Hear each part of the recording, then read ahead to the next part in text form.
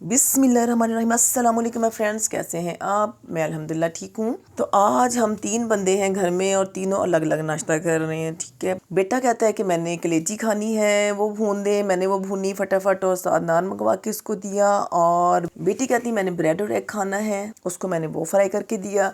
और मेरा आजकल जो है ना दिल करता है बकर ख़ानी खाने को। बकर ख़ानी बड़ा अरसा पहले मैंने खाई थी और बहुत टाइम पहले ना मुझे बड़ी अच्छी लगी थी, तो मैंने छोड़ दी। सेंटर में ब्रेड आ गई और आपको पता है डिफरेंट किस्म के नाश्ते चेंज करते रहते हैं हम। तो अब फिर दोबारा से मेरा दिल ना आजकल बकर ख़ानी पे आया हुआ। 1 हफ़्ता हो गया मैं बकर ख़ानी दूध के साथ, बकर ख़ानी चाय के साथ, बकर ख़ानी दोपहर को, बकर ख़ानी नाश्ते में आजकल ये चल रहा है मेरे साथ।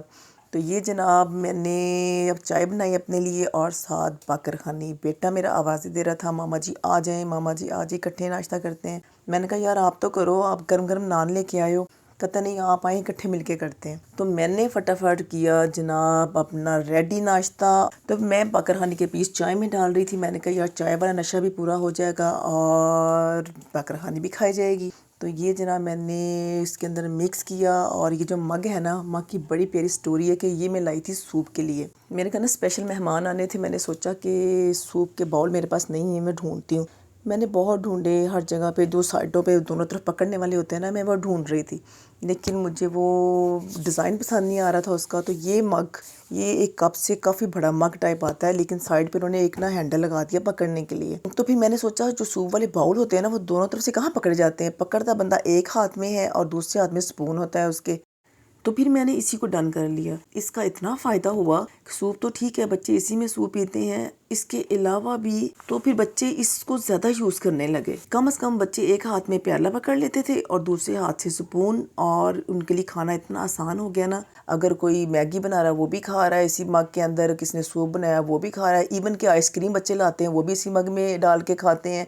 मुझे तो इस मग ने बहुत फ़ायदा दिया। और मैंने क्या किया फिर, मैंने कहा ये तो बड़ा अच्छा काम हो गया, और मैं जाके ना 6 और ले आई तो मैं ना 12 ले आई। मैंने कहा ठीक है, इसका तो मुझे बहुत फ़ायदा हो रहा है। तो ये जनाब हमारा था आज का नाश्ता। आज जाना था मैंने बारात पे, क्योंकि कल मेहंदी अटेंड की थी, आज बारात का फंक्शन था। तो बारात के लिए मैं अपने कपड़े डिसाइड कर रही थी। तो मैंने सोचा कि कौन से कपड़े पहनूँ मैं। मैंने काफ़ी अपना अटैची केस चेक किया। मेरा ख्याल था आज मैं रेड वाला कलर जो उसके अंदर टच होना वो पहनूँ। तो फिर मुझे ये वाला अच्छा लगा। मैंने कहा ये ठीक है, कम से कम रेड दुपट्टा भी इसके साथ है। तो मैंने ये चूज़ कर लिया। अब नेक्स्ट मरहला इसके साथ आता है जनाब शूज़ का। शूज़ कौन से पहने, सर्दियाँ थी तो दिल मेरा कर रहा था कि बंद शूज़ हों। तो फिर मुझे याद आया मेरे पास मैरून कलर के भी शूज़ पड़े हैं और रेड कलर के भी, लेकिन मैरून मैंने रख के देखा तो वो अच्छे नहीं लग रहे थे।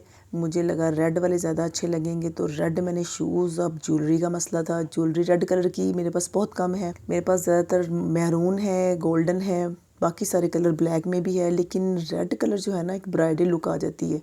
बहरहाल इसके साथ काम था गोल्डन, तो फिर मैंने गोल्डन ज्वेलरी ही पहन ली इसके साथ। और ये जनाब हो गया मेरा सब कुछ रेडी। सबसे मुश्किल काम मुझे पता क्या लगता है, हेयर स्टाइल बनाना। क्योंकि खुद से आप सारा कुछ कर सकते हो, मेकअप भी कर सकते हो, कपड़े पहन लिए सब कुछ, लेकिन हेयर स्टाइल जो है ना वो बहुत मुश्किल लगता है मुझे, समझ नहीं आती। सबसे ज़्यादा टाइम मैं हेयर स्टाइल पे लगाती हूँ और सबसे पहले वही करती हूँ ताकि मुझे बाद में मुश्किल का सामना ना करना पड़े। और कई बार ऐसे होता है कि मैं हेयर स्टाइल बनाती हूँ तो पहली दफ़ा ख़राब, दूसरी दफ़ा ख़राब, तीसरी चौथी दफ़ा जाके वो कुछ लगता है कि अब सही हुआ है। और ये देखें इसका काम आगे पीछे हुआ था और बड़ा प्यारा था ये सूट मेरा। बैक पे भी काम था इसके, फ्रंट पे भी काम था इसका, और ना तो हैवी था ना लाइट था, नॉर्मल सा था। तो शुक्र अल्हम्दुलिल्लाह जनाब मैं हो गई थी रेडी, और बच्चे भी रेडी थे, मेरे हस्बैंड भी रेडी थे, और हम निकल गए शादी पे। शादी का कुछ ये सीन था, आज बारात का दिन था और बारात में थी पार्टीशन। क्योंकि जो लड़के वाले थे ना वो शरई पर्दा करते थे, उनकी फैमिली में शरई पर्दा था, तो उन्होंने मना किया था कि भाई इकट्ठे आपने नहीं हॉल बुक करवाना, आप पार्टीशन ज़रूर कीजिएगा, हमारी लेडीज़ अलग बैठेंगी, जेंट्स अलग बैठेंगे। तो इस वजह से ना काफ़ी टाइट सा माहौल लग रहा था यहाँ पे पार्टीशन की वजह से ना। सब लेडीज़ बड़ा सज धज की आई थी और खाने का वेट कर रही थी। और ये जनाब फाइनली आ गया कोल्ड ड्रिंक हमारे सामने। और उसके बाद तो मोस्टली जो लेडीज़ थी वो सेल्फ़ी की तरफ उनका ध्यान था कि सेल्फ़ी, वीडियोस, व्लॉगिंग ये सब चल रहा था इनका। और जैसे ही खाना सामने आता है सारे अपने काम छोड़ के टेबल पे बैठ जाते हैं और खाना खाना शुरू हो जाते हैं। तो ये जनाब हमारी टेबल पे भी खाना आ गया था। माशाल्लाह से मटन कढ़ाई थी और नान थे, चावल थे और ये था माय मोस्ट फेवरेट गाजर का हलवा। मेरी तो इस पे नज़र थी। मैंने खाना खाया और गाजर का हलवा मैंने प्लेट में डाल लिया। मैंने कहा ये ना मेरी बारी है तो मुझे मिले ना। वैसे ऐसा कभी हुआ नहीं आज तक, अल्हम्दुलिल्लाह मुझे मिल जाता है। और मजाक कर रही हूँ।